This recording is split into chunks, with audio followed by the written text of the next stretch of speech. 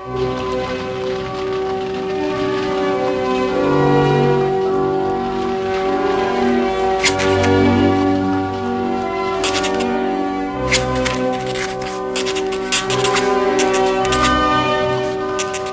we really think about it, death is the true and ultimate purpose of our life. I have, over the last several years, formed such a knowing relationship with this true and best friend of humankind that his image holds nothing terrifying for me anymore. Instead, it holds much that is soothing and consoling.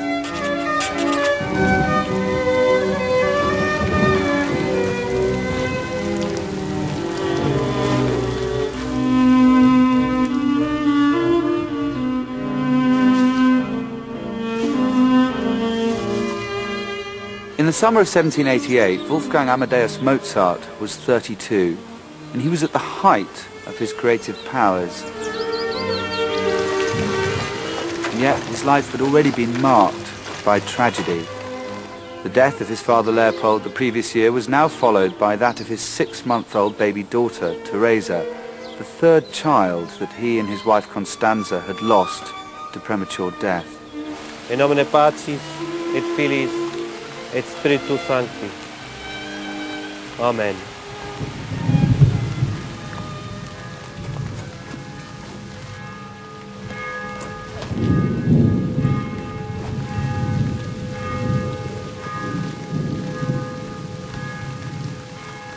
I've always been captivated by the fact that Mozart's life, full of passions and struggles, fueled his music. Now, the textbooks would suggest that Mozart, like his contemporaries, had classical attitude. In other words, that he wrote music for particular occasions, music of great worth, written with great ease, but nonetheless not born out of a need to express himself emotionally or spiritually. You see, for me, Mozart's music, far from being a function of life, is a reflection of it. Mozart was getting to grips with the fundamental truths of the human condition, life and death. With only 3 more years to live, he was to revolutionize instrumental and orchestral writing, crystallized in his last great trilogy of symphonies, which changed the future course of music.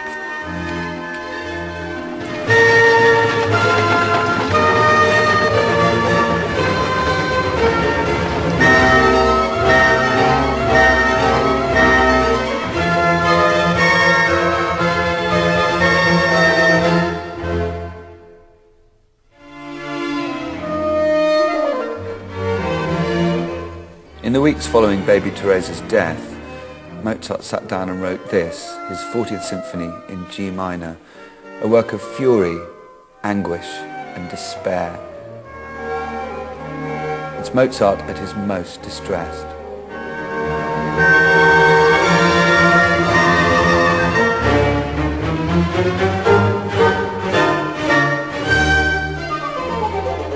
This first movement is flighty, unsettling, weird, almost on the edge of chaos.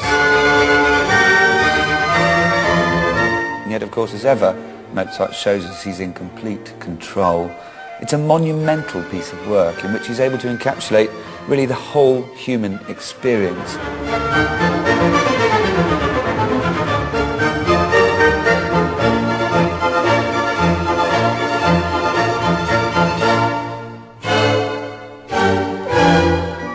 The symphonic form that Mozart had inherited was nothing like this. Symphonies were modest, small-scale affairs, kind of warm-up numbers in a concert in between more interesting items. They could deal with 1 or 2 little episodes of life, a couple of primary colours. But with Mozart and the full spectrum, he could genuinely express the world.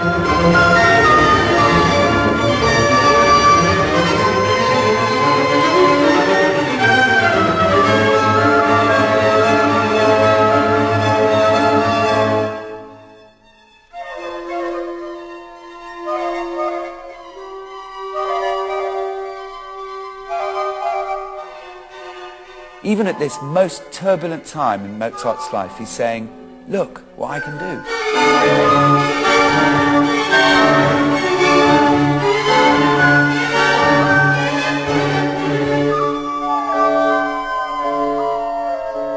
Well, that summer was probably the worst of our lives.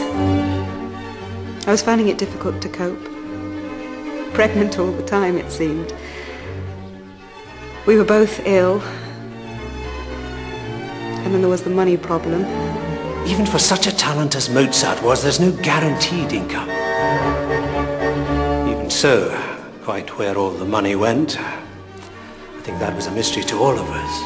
I mean, I know we had to keep up appearances, but it just seemed to slip through our fingers. They were broke, no question about it. Fortunately, I was in a position to be able to help. But the begging letters used to break my heart. I have to admit that it's just not possible for me right now to pay back the money you lent me. Instead, I must beg you to be patient a little longer. My finances are in complete disarray, and I will have to borrow more money no matter what. I've asked him for 500 this time. Are you sure that's not too much? I know it's a lot, but if you can lend me even half that. And that's how it was. Hand to mouth. Pugberg, God bless him, he did pay up. As he almost always did. But we never knew where Wolfgang's next job was coming from. Never knew whether he was in or out with the Viennese. Never knew whether he'd be repaid the money he himself lent to friends. The one thing I could be sure of was that he loved me.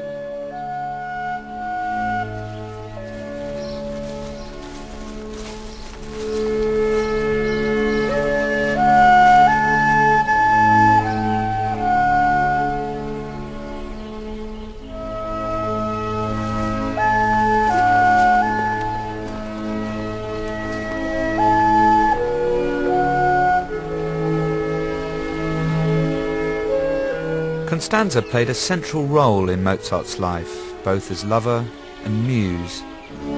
Yet she's gone down in history, unfairly I think, as the woman who corrupted Mozart.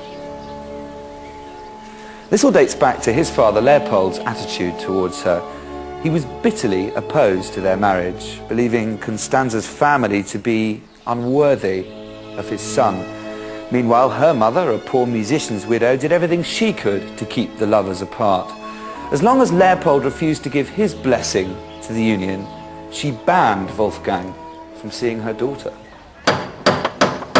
Frau Weber, please let me in! Don't you know? If you can't do the decent thing and marry her, then you're not going to see her. Leave my house. I only want to talk to her. My concern, young man, is to protect my daughter's honor. Daughter's honor. Constanza, come away from that window. Oh, Frau Weber, please!